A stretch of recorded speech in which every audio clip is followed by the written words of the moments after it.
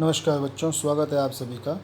आज के इस वीडियो में जिसमें हम सॉल्व करने वाले हैं 7 अक्टूबर 2020 की हिंदी की वर्कशीट को। ये वर्कशीट नंबर 41 है और आज हम द्वितीय भाग पढ़ेंगे कन्यादान चैप्टर का। एक कविता है जो कि ऋतुराज ने लिखी है, तो पढ़ लेते हैं, फिर इसका भावार्थ देखते हैं। माँ ने कहा पानी में झाँक कर, अपने चेहरे पर मत रीझना, अगर रोटियाँ सेकने के लिए हैं, जलने के लिए नहीं। वस्त्र और आभूषण शाब्दिक भ्रमों की तरह बंधन है स्त्री जीवन के। माँ ने कहा लड़की होना, पर लड़की जैसा दिखाई मत देना। बाबा समझते हैं तो प्रस्तुत पंक्तियों में कवि ऋतुराज ने उस माँ का वर्णन किया जो विदाई के समय अपनी बेटी को नसीहत दे रही है कि उसे ससुराल में किस तरह रहना है, किस तरह नहीं।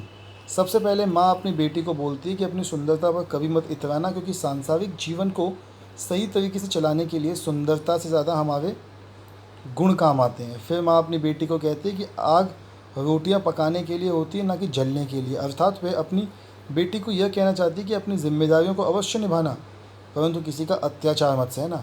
उसके बाद माँ बेटी को यह कहना चाह रही है कि अपनी जिम्मेदारियों को अवश्य निभाना, किंतु किसी का अत्याचार मत सहना। उसके बाद माँ कहती है कि वस्त्र आभूषण के मुँह में कभी मत पड़ना, यह केवल एक बंधन है जिसमें कभी नहीं बनना चाहिए। इसके चक्कर में बसा बसाया संसार भी उजड़ सकता है। आगे माँ अपनी बेटी को कह रही है कि अपने आप को किसी के सामने दुर्बल कन्या की तरह प्रस्तुत मत करना और ना ही अपनी निर्बलता किसी के सामने आने देना। इस संसार के लोग निर्बल के ऊपर ही अत्याचार करते हैं, इसलिए उन्होंने कहा कि अपने भीतर नारी के सभी गुण बनाए रखना, लेकिन दूसरों के सामने खुद को कभी निर्मल और असहाय मत दिखाना। तो प्रश्न उत्तर कर लेते हैं। पहला प्रश्न है कि माँ ने अपनी बेटी को क्या क्या सीख दी। तो पहला कि अपने रूप सौंदर्य पर आत्ममुग्ध ना होना, जीवन में कठिनाइयाँ आए तो उसका सामना करना, वस्त्र आभूषण के मोह में फंसकर इसके बंधन में ना बंध जाना, नारी सुलभ गुण बनाए रखना पर कमज़ोर मत पड़ना। दूसरा प्रश्न था कि आपके विचार में माँ ने ऐसा क्यों कहा कि लड़की होना पर लड़की जैसा दिखाई मत देना। मेरे विचार से लड़की की माँ ने ऐसा इसलिए कहा होगा कि लड़की अपनी नारी सुलभ गुणों, सरलता, निश्चलता, विनम्रता आदि गुणों को तो बनाए रखे, परंतु वह इतनी कमज़ोर भी ना हो पाए कि लड़की समझकर लोग उसका शोषण करने लगें या भावी जीवन की कठिनाइयों का साहसपूर्वक मुकाबला ना कर सकें। तीसरा प्रश्न है, आपकी दृष्टि में माँ ने बेटी को सचेत करना क्यों जरूरी समझा होगा। तो बेटा, माँ ने बेटी को इसलिए सचेत करना उचित समझा क्योंकि उनकी बेटी अभी भोली भाली और नासमझ थी, जिसे दुनियादारी और छल कपट का पता ना था।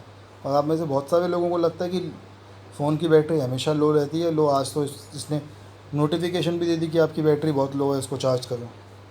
चौथा प्रश्न है, पद्यांश के आधार पर भाव स्पष्ट कीजिए। आग रोटियां सेकने के लिए है, जलने के लिए नहीं। इन पंक्तियों में समाज में स्त्रियों की कमज़ोर स्थिति और ससुराल में परिजनों द्वारा शोषण करने की ओर संकेत किया गया है। कभी कभी बहुएं इस शोषण से मुक्ति पाने के लिए स्वयं को आग के हवाले करके अपनी जीवन लीला समाप्त कर देती हैं। पांचवी गतिविधि है, कल्पना कीजिए यदि आप लड़की की माँ होते तो विवाह के समय लड़की को क्या क्या सीख देते। तो अगर आप माँ होते तो क्या बोलते। पहला, बड़ों का सम्मान करना, जीवन की कठिनाइयों का डटकर मुकाबला करना, खुद को कमज़ोर मत होने देना और परिवार को जोड़ कर रखना। तो बच्चों, बहुत ही सरल थी, बहुत ही आसान थी आज की वर्कशीट, जिसे हमने पूरा कर लिया है। चलिए आपसे कल मिलेंगे फिर कल की वर्कशीट्स के साथ। तब तक के लिए stay healthy and stay safe.